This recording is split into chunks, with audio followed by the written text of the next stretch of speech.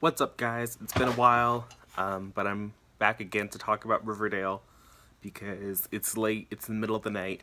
I don't want to go to sleep, so it just makes sense to talk about a show that I watch because why not?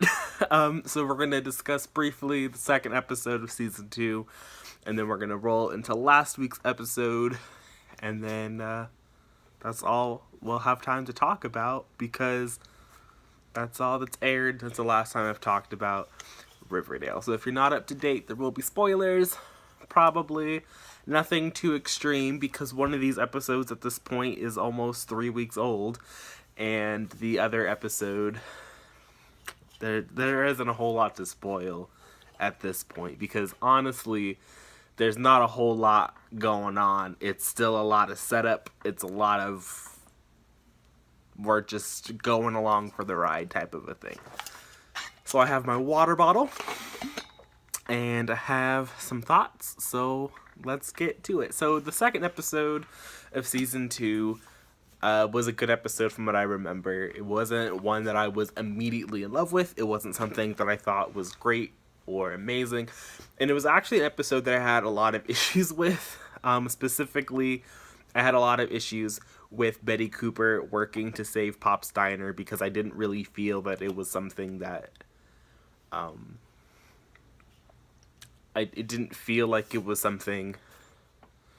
It just came off as very like white savior to me because it wasn't like she was trying to restore faith in Pops. She was like, it's a fundraiser, but it wasn't really a fundraiser. Because it was just a regular business thing. And then Hiram Lodge just went and bought Pops. And I have a real issue with Hiram Lodge, actually. Mark Consuelos is a really great actor, in my opinion. I think that he does a fine job on the show. I don't have an issue with how he is acting. I just don't really care for the character at all. Like, I feel that while I'm happy he's being introduced at the start of season 2, I really liked him, I guess, as a mysterious, shadowy figure. Because now that he's real, I'm just like, you're not... he doesn't add anything to the parental dynamic that we didn't kind of have before. In my opinion, it's just... I don't care for it. I don't care for the whole restoring trust plot line they're trying to do with him and Veronica. Like, nothing about their dynamic is something that I'm invested in, that I find interesting, that I find new or nuanced, aside from the fact that we have a Latinx person who is doing more white-collar crime and not involved with the jingle jangle, which, by the way, is the most stupid name for a street drug I've ever heard. But, I mean, if you can get high on bath salts, then I wouldn't be surprised that you could get high on jingle jangle. I do have an issue that it's like a fucking pixie stick, but I mean, drugs are weird. I'm not a drug addict, so I won't personally be offended by the prop they chose to use was a pixie stick, but the fact that the pixie stick in Riverdale is a jingle jangle, like, that will... Whatever. So episode 2 I wasn't a fan of because of that. The whole Pops situation. I wasn't also a fan because while I like Cheryl Blossom, and it wasn't the first time that Cheryl Blossom had performed with the Pussycats, it was kind of the first... No, it wasn't. It feels wrong every time Cheryl Blossom does it, especially since we've established that it's meant to be for women of color, to showcase their talent as women of color. To just have Cheryl Blossom just come in from time to time is weird. And this time was even more weird because this time took... The time in episode 2 takes place after the point where Veronica was actually part of the Pussycats. So it's kind of like, why wouldn't Veronica just be with them? But the whole situation, how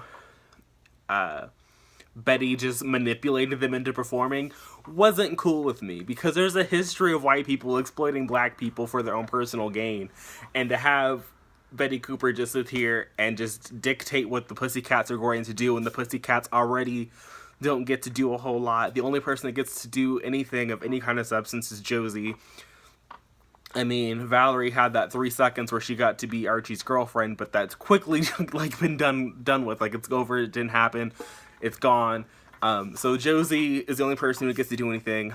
Ashley Murray's a series regular this season, although she also hasn't done anything of any kind of substance at all so far. It's only been 3 episodes, so she got to stand there in the hospital in episode 1, and then in episode 2 she got coerced into performing a concert she didn't agree to do. So that whole situation was fucked up in my opinion, and it just kind of illustrated that, like, even though Riverdale is meant to be like this multi-ethnic town, there's still a whole lot of weirdness going on, and I don't really fully get behind how Riverdale handles race on their show. So episode 2 for me was not good. It really bothered me. The saving grace of episode 2 was getting to see Thistle House, because Thistle House is like 10 times more extra than Thornhill was, and that set is the best set that Riverdale has ever had. I don't know what the budget was for that set, but if we could just go back to that set, like, in every episode, I would be happy personally, because it was like, it was beautiful. It was a very beautiful moment seeing these people eating with all the greenery just destroying the house. It was a beautiful moment, and it was Cheryl at her best. But it also made me really annoyed, because for all the shit that fucking FP did, for him to only get like 20 years out of it, that doesn't seem too bad to me, to be perfectly frank with you. Like, he hit a body, he obstructed justice, he destroyed evidence. Like, there is a laundry list of what FP did. Like, he could easily just have gone away for life, and I would have been like, yeah, that's what happens. Like, sorry, but for him to just get 20 years, I was like, that's a deal. Like, I understand you'll be like 30 by the time he gets out, Juggy, but like, you're a white person, like, that's just gonna happen to you. Like, be happy he's getting 20, because if it was Josie's dad, he would have gotten, like, he would be dead. Like, I mean, I like FP as a character, I like Skeet Ulrich's portrayal of him as a character, I like his dynamic with Jughead. Everything around FP and Jughead, like, I like them. But, like, and is it fair that, FP is going to go to prison and nothing happened to Grundy at all until she was murdered? I mean, we could have a discussion about that at some point. Like, we could have that talk. But at the end of the day, I felt that 20 years wasn't that bad, and I felt that, like, blackmailing Cheryl into speaking on his behalf was really fucked up.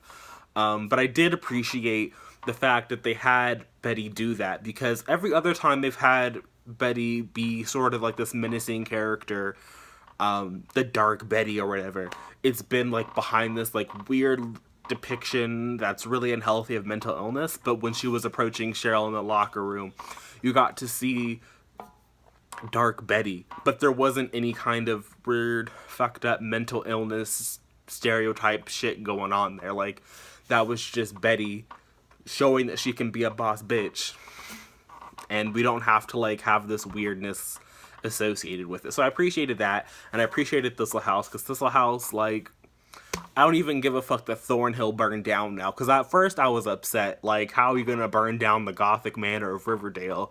But now I know that they have this other property. We're good. I'm still upset because I don't know where Grandma Blossom is. Did she die? Like, what happened to her? I don't get it. I mean, we see Polly in episode 3 before she runs away, but like, where's Nanny Blossom? Did Cheryl kill Nanny Blossom? Is that going to be a plot point? Moving on to episode 3, and at the end of episode 2, I was actually really upset with Moose and Midge getting attacked by the Zodiac Killer, who is it, like, and the fact that the fandom is referring to the person as a serial killer feels out of place to me. I don't know if I would call him a serial killer. He's certainly a violent attacker. He's attempted to kill 3 people, but there hasn't really been like a cooling off period. There doesn't seem to be any kind of ritualistic manner the way his crimes are done. He just like strolls up and shoots you. But they're, you know, whatever this Zodiac wannabe is doing, and it's obviously inspired by the Zodiac. I was not a fan of that at the end of episode 2, mainly because, one, I feel that it's very apparent that that they haven't really done anything to establish Moose as a character, and so I was upset that they were just going to have season 2 be like this killing spree, especially when they hadn't, you know, established anything with him before. And Midge, I thought that was even more upsetting. Not for me personally, because I'm not a fan of the Archie comics, but for people who do watch Riverdale, who are fans, I thought it was really messed up to introduce this new character and then kill her off when she's kind of a big deal in the comics. I thought that was really stupid, especially it just seemed like a waste because they announced who they'd cast in the role. It was weird. So when episode 3 came around and we found out that Moose and Midge didn't die, I was a little happier. And then I was annoyed again with just the progression of the episode. There were moments I liked. I definitely appreciated seeing more of Southside High. I appreciated Tony Topaz. Tony Topaz, that is my homegirl. That is who I need in my life. I'm very happy we have a Tony Topaz. As I said, I'm not a fan of the Archie comics, but when I saw Vanessa Morgan as Tony Topaz, I was like, yes, we can have scenes here. Because at first I didn't think I was going to be a fan of splitting between Riverdale High and Southside High, but with Jughead and Tony, we got this. We got the black and gold. We have the cool teacher dude. Like, I can have scenes here. I can be happy here.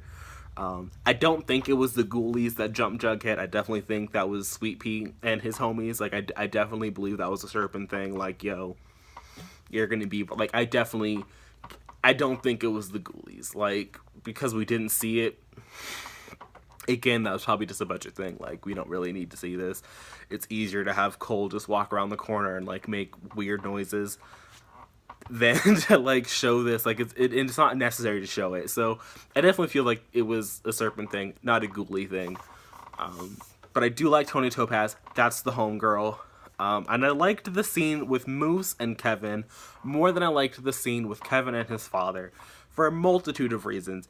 Mainly because I was happy to see more Moose. Like, that's just plain cut, dry, simple what it is.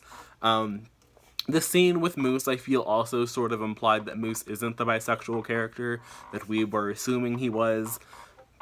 And he's actually, you know, a gay character who's just in the closet, which is fine. I do feel like, as much as I like Moose and Kevin together, I did feel like it does sort of rob, I don't really know if those are going to be in the video. Like, they keep making these weird noises. I definitely feel like it robs that dynamic a little bit, because I was sort of excited to see, since they introduced Midge, like, they cast the actress, they had scenes together. Like, I was excited to see that dynamic play out, to give it a chance, like, be there for it. And I do like the actress who played Midge. I liked, like, the 5 seconds we got of her. She seemed like a very compassionate person. She seemed, like, cool enough. I mean, she was on the Jingle Jangle, but so was Moose. So who am I to judge? Everybody seems to be on the Jingle Jangle. That's whatever, personally. Like, I'm sad that we don't get to see that dynamic. But I liked that moment more than I liked the moment between Kevin and his father later on. And that's because I just can't stand fucking Betty Cooper. Betty Cooper, in season 1, she annoyed me to no end. I thought she was the weak link of the Cooper family because Alice was great. Her dad was cool for like 3 seconds, and then he was dumb as fuck, but we sold Alice. And then Polly came along, and Polly was alright. And around the time that Polly came around was when I started coming around on Betty. I was like, you know what, I was wrong about you, Betty. You're the homegirl. Like, we got you. We're friends. We're good. And then episode 3 of season 2 happened, and I just couldn't stand her ass. Like, I was back to hating her because of every interaction she had with Kevin. And then what really bothered me was when Kevin called her on the carpet when they were in the woods and they had that discussion. right after that discussion, she still felt the need to go talk to his dad. And I could understand that you can make the argument that, she was trying to be a good friend, she was trying to do this, she was trying to do that, but at the end of the day, all those arguments to me don't work. I'll leave a more detailed explanation as to why I don't feel that Betty was in the right in the description down below. Link to my ramble about that, because I don't feel that Betty Cooper is in the right in this situation, because everybody else on the show gets to hook up in the weirdest places they can hook up. Okay, not the weirdest places, and it's mostly Archie and Veronica in one of their bedrooms. But, Betty and Jughead got close in the trailer. Like, Kevin doesn't have a serious romantic interest because Joaquin is gone, and, like, he was low-key involved in the, cover-up of a boy's murder. And, when he tried to get hot and heavy with Moose, they found a dead body. Like, homeboy can't get a chance. So if all he has is the woods, then all he has is the woods. Like, that's just who it is. And also, I didn't really find the moment with Kevin and his father to be all that great and moving and this, that, and the other thing, because we've already had this scene, sort of. Because we've already, in season 1, when the first killer was out there and they didn't know if this person was going to kill again, what was happening, all of that good stuff. They had a discussion of Kevin going cruising in the woods, and his dad was like, yo, you can't do that tonight. Like, if you're going to the drive-in, you're going to the drive-in, stay in the truck. And that's when he met Joaquin, and, we moved on to the storyline. And here, it's just kind of like, you've already had the situation where someone has been murdering in Riverdale. You know your son's in the woods, but, like, now you choose to have this really heartfelt moment with him, and it just felt really manipulative because Betty had, like, instigated it, and it didn't feel honest and true because of that manipulation from Betty, who couldn't get it because she's not the friend that Kevin needs in his life, even though I can understand what people think she is, but I don't agree with it. I simply do not agree. So it felt manipulative in a way that the scene with Kevin and Moose didn't feel manipulative. That felt like a much more honest and open moment. And it also just felt like... It just felt more honest and open because to pretend that the sheriff wasn't aware of what his son was actually doing, I feel, makes a sheriff stupid. And I understand that Sheriff Keller isn't the best at his job, but it's also... he can't be good at his job, because if he's good at his job, then Jughead and Betty wouldn't be able to highlight what they bring to the show, which is their investigative nature. Alice Cooper wouldn't be able to highlight what she brings to the go, which is like, also investigative nature. Like, all these other characters who are investigative, who, like, that's sort of like the central aspect to who they are and what they bring to the show, wouldn't be able to bring what they bring to the show if Sheriff Keller was out here doing his job, rounding up criminals really easily, getting to the bottom of shit. Like, it just wouldn't happen. So on some level, the show has to write Sheriff Keller to be stupid, but in this instance, it doesn't work because of it doesn't work because we've already established in the context of the show that Kevin is out there hooking up in the woods, and at some point,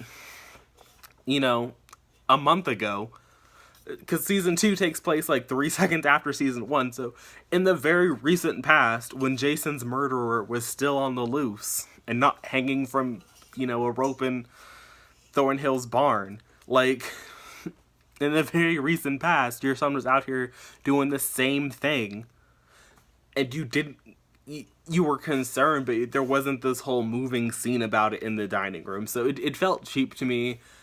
It wasn't what I wanted from it, and it took away from the episode, I felt, in ways that made me a little bit sad. Perfectly honest. Also, I need to address this whole Archie Andrews vigilante shenanigans, because part of me feels that the CW was like, yo, you're on the CW, you do comic booky things, like, I need you to, like, squeeze in this vigilante plot, because it honestly makes no sense, except that, again,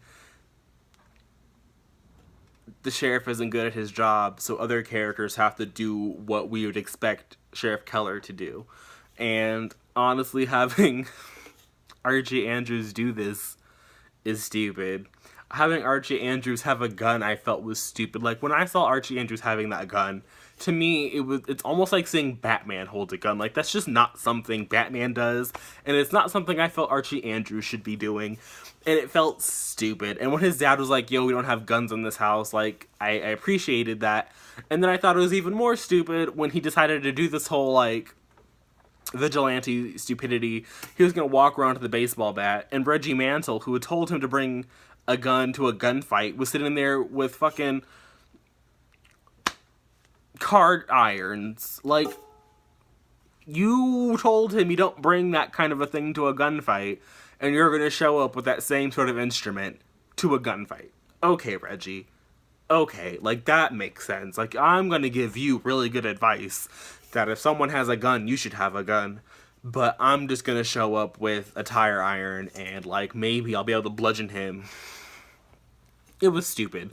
And then when they were at the end of episode 3, when they had the whole, he was taunting the Black Hood because we are the Red Circle or whatever, it was very homoerotic to me. It felt like a still from a gay porn. It didn't feel threatening to me. I thought it was stupid. I thought that it was stupid for him to listen to Hiram Lodge. I thought it was stupid to actively taunt somebody who was trying to, if someone I felt was targeting people that I cared about, which I think is a stretch, given that, Geraldine Grundy was one of the people who was murdered. Like, the only person who was murdered, actually. I don't think I would be like, yo, look at my shirtless homies, and I'm gonna show you my face, and we're coming for you. That is not the thing that I would do. I don't think my principal would be over here like, oh yeah, it's a school club, like, they're good, they're in the right here. Like, of all the things that Sheriff Keller is bad at least he was, like, literally the only adult in this whole town, in this whole situation that saw this and was like, yo, this is a bad idea. Like, I can't imagine a world in which they would allow 15-year-olds to just be like, oh yeah, like, we're gonna go hunt down a killer. Like, not in 2017. Like, maybe in like, 1942, when Riverdale was founded. Maybe in, like, 1873, when you were gonna die at 35 or something. I don't know. But not in 2017. Like, this whole storyline right here is dumb. It only feels like it's a thing because it's on the CW, and all the other CW shows who are based on comic books have a vigilante. Like, we don't need this vigilante group. Like, write Sheriff Keller to do his job. Sure, you still have Alice and Jughead and Betty, who are, like, dabble in investigating, but that's fine. We don't need Archie and Reggie out here doing some weird stupidity. Like, we don't need it. We don't need it. Give that screen time to Josie. Give that screen time to Reggie to actually do something other than, like, drive around. Like, it was dumb. Like, the whole concept of this little vigilante group is dumb. They're not gonna find anything. They're not gonna do anything besides save Ethel. And Ethel should have died. Because, like, honestly, Homegirl knew what she was getting into when she was walking down that dark road by herself. And it honestly didn't make any sense that she was able to, get away. It was dumb. It was dumb. So, this video's been going on for a while. As you can tell, I'm not that impressed by the happenings of Season 2. I don't really understand the choices. But before I go, I do want to say that I do strongly believe, / I would not be surprised at this point if Chick Cooper was the killer. I don't think Chick will be, just because of the set photos that the cast has, like, taken and stuff. But given the promo, it doesn't make it sense for anybody else to, like, want to kill all of these other people for Betty, to do this for Betty. So it'll obviously either be Chick or they'll introduce a new character. I don't think it'll be a character that we've been introduced to like it was in Season 1, where we had met Mr. Blossom, Clifford. We met Cliff Blossom, and then it turned out like that's what was happening. Could be wrong. I don't know. I'm looking forward to Wednesday's episode, kind of, if only because I'll have something more to talk about. Let me know what you've been thinking about the past few episodes of Riverdale, what you're looking forward to, any thoughts, theories, conspiracies down in the comment section down below. And I'll see you when I see you. But until then, bye.